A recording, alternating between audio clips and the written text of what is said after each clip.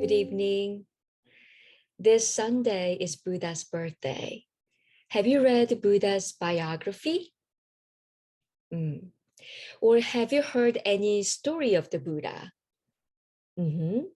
Okay, good. Today, I'd like to introduce Shakyamuni Buddha briefly and talk about one of his core teachings, the Four Noble Truths, especially the first noble truth of Dukkha. The Buddha's personal name was Siddhartha. Siddhartha is Sanskrit. His family name was Gautama. You have probably heard the name Shakyamuni. Shakyamuni means the saint of Shakya clan. He lived in North India in the 6th century BC. His father Suddhodana was the ruler of the kingdom of Shakyas, and his mother was Queen Maya. When he was born, a monk Asata made a prediction that Siddhartha will become either a Buddha, the enlightened one, or it's a Sanskrit, Chakravarti Raja, the great king. And according to the custom of the time, he got married at the age of 16 to a beautiful and devoted young princess named Yashodhara. Of course, his father wanted him to become a great king. So he provided Siddhartha with every luxury to prevent him from becoming a monk. But Siddhartha was confronted with the reality of life and the suffering of mankind. He decided to find a solution, the way out of suffering. And at the age of 29, soon after the birth of his only child, Rahula, he left his kingdom in the middle of night without anyone knowing, and he became ascetic. He practiced the ascetic for 6 years deep in mountain Himalaya. But famous teachers of the time and their method did not satisfy him. So he abandoned all traditional religions and their method, and he went his own way. He bathed by the river Niranjara and regained the energy from Sujata's milk porridge.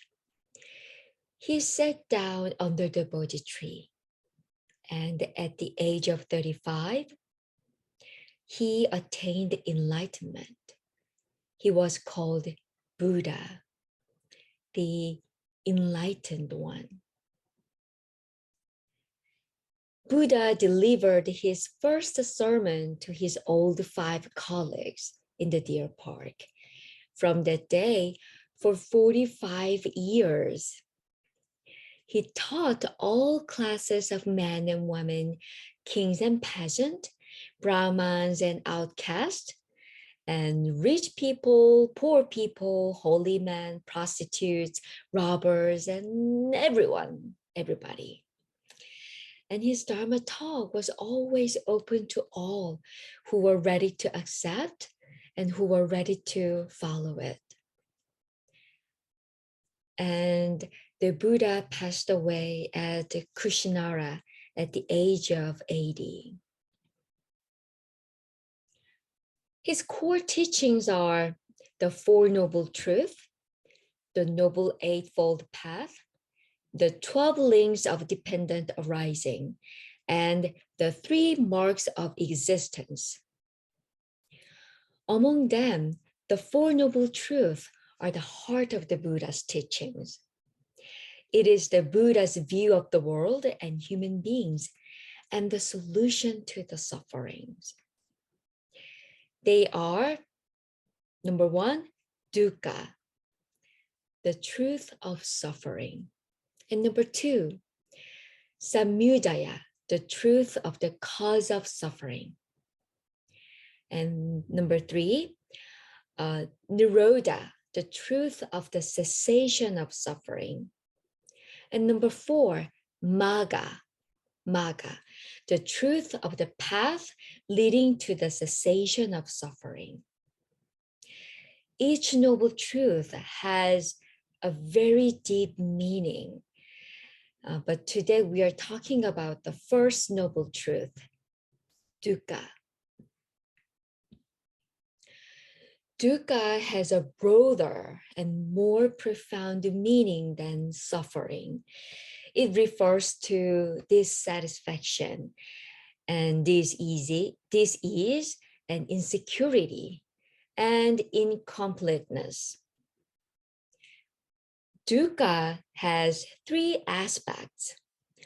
1, dukkha as ordinary suffering. 2, dukkha as produced by change. And 3, dukkha as conditioned state. Ordinary suffering in life is easy to understand. Birth, old age, sickness, and death. And separation from the pleasant condition or separation from loved one. And association with the unpleasant person. Oh, why not? And association with unpleasant condition. And not obtaining what one desires. Oh, that's quite a suffering. They are forms of physical and mental suffering that are universally accepted as suffering or pain, right? And 2, dukkha is produced by change. Any feeling is not permanent, not everlasting. It changes sooner or later. When it changes, it produces suffering and unhappiness. This is dukkha as suffering produced by change. And dukkha as conditioned states. This is the most important aspect of the first noble truth. To understand this, we need to consider it as a being, as an individual, or as I. According to the Buddha, what we call I, or a being, or an individual, is only a combination of 5 aggregates. Buddha said, in short, these 5 aggregates of attachment are dukkha. These 5 aggregates of attachment are dukkha. Before we delve into what the 5 aggregates are, let's think about a car for an example. A car consists of wheels, engine, steering wheel, gear, glasses, transmission, brakes, car body, and etc. And you don't call a wheel a car, right? A wheel is not a car, but it consists of a car. In other words, a car is made up of non-car. It is the same with the aspects of I. I is made up of non-I. That's why the Heart Sutra says the Bodhisattva of great compassion realized that all 5 aggregates are empty and became free from all suffering and distress.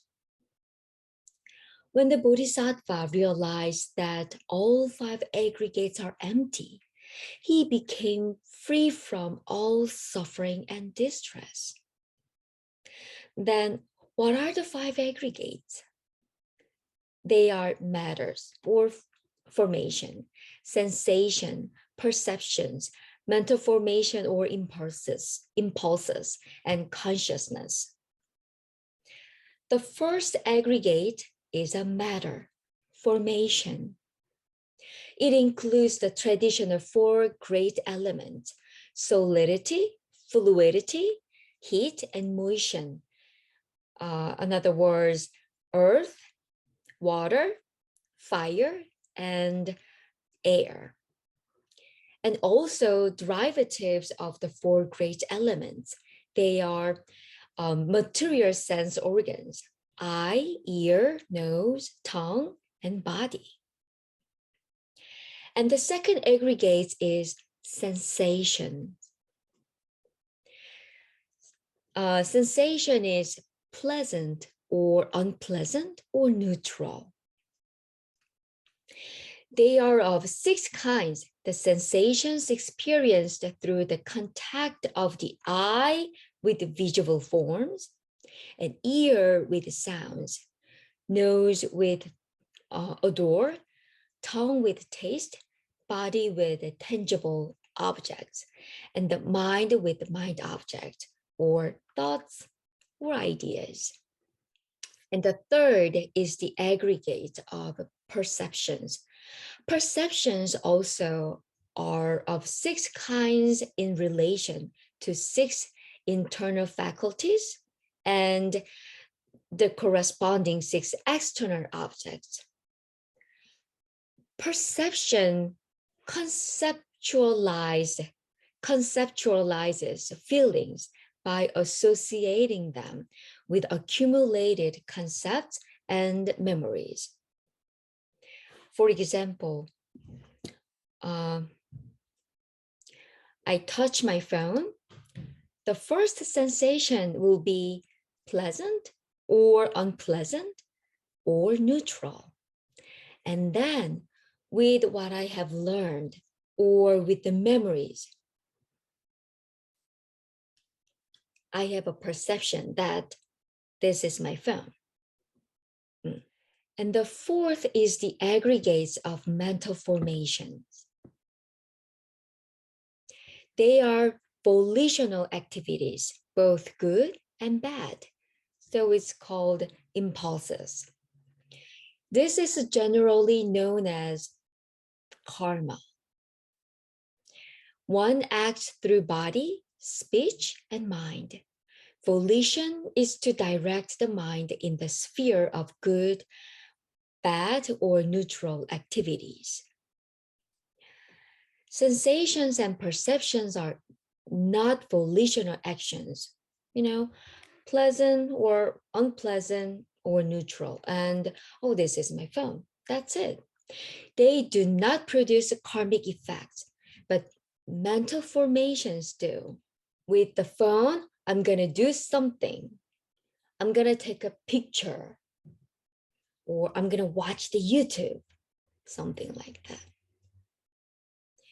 And the fifth is the aggregate of consciousness.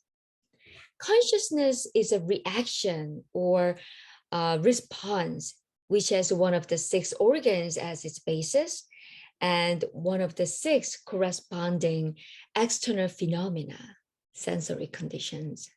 Here, the point from the Buddha's perspective, there is no permanent self or eternal soul or everlasting ego.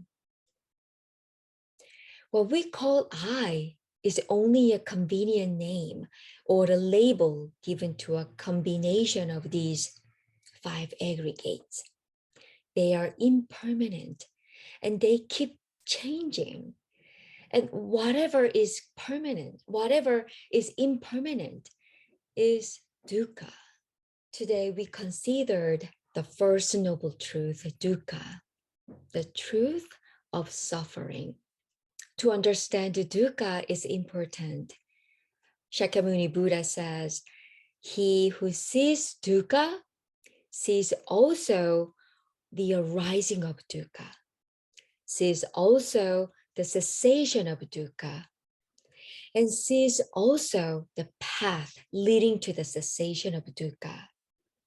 Through this Dharma talk today, I hope you get a chance to think about dukkha and think about who you are and what you are.